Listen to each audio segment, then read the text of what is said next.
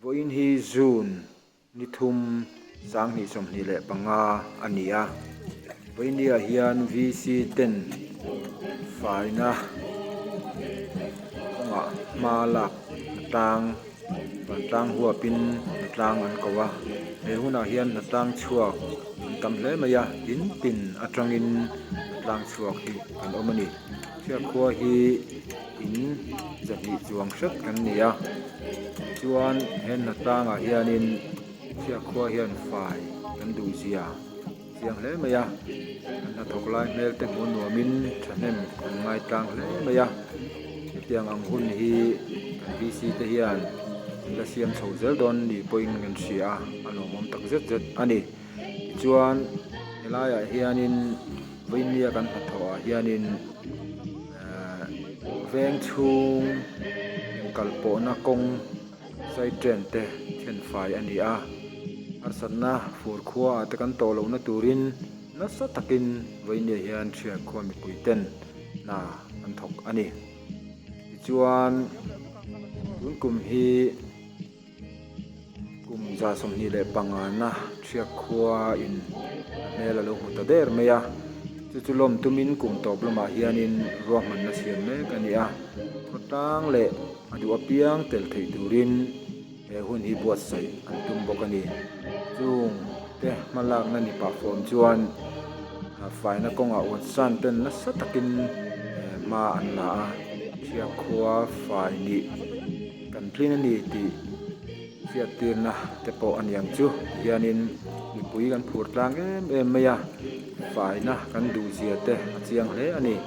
hian mani in bul le avel te anti fai na sa to a tin side drain te tui luan kor te mani in bul te veng thaturin kan VC te hian cha na sa hle bok ani chuan thia khua hian YMA hi anung tha hle boka YMA te hian in faina konga ma an lana se em boka veng chung in kalpo na te ko chung hrim hrim te po hen fai na tlang te nein tlang an lo nei fo thina in thia khua chunga hian tlang nuam tak mai a awma tlang te po chu fai takin an en kol renga ko sang sang atang te mun pui lam atang te po in aizol lam atang te po in to tu a mol lawa tlang nuam tak po hi khodangat atang po in lo nuam tak ania tu wangin he tlang to tu po hianin in local vezel po kan du ani chuan po in ni a hianin thia khua hi walbeng kong pui bul mai a om kan nia me thai tharna sakhua kan nia nia hian kan VC10 tlang te thenin bazar set te sakna tlang te an nei tel boka te hian kong ana thai zor na tu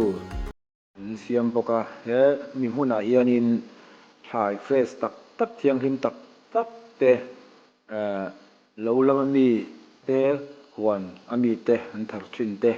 zuar turin enin ruam mana kong bula thai fresh tak tak te lei tu tlom tak takin a awm dawn bawk ani heti hianin thia khua hi taima khua tak an ni a chumi ani wang chuanin thai zawrh tur te pawh hi tam tham tak an nei renga aizawl bazar hi an chawm nasa bawk ani hian thai fresh tak tak helai hmunah hian walbeng kawngpui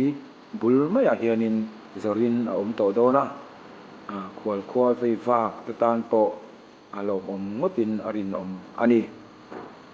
chuan thia khua ah hianin thai thar chu tiang ang chu lei tur awm reng dawn mi te pawhin a hriat a a lo awm tak zet zet bawk ani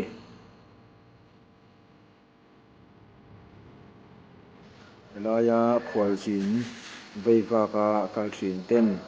kan thlai thar te in lei saka min dawr ve ngei turin kan in ngenin kan sawm ani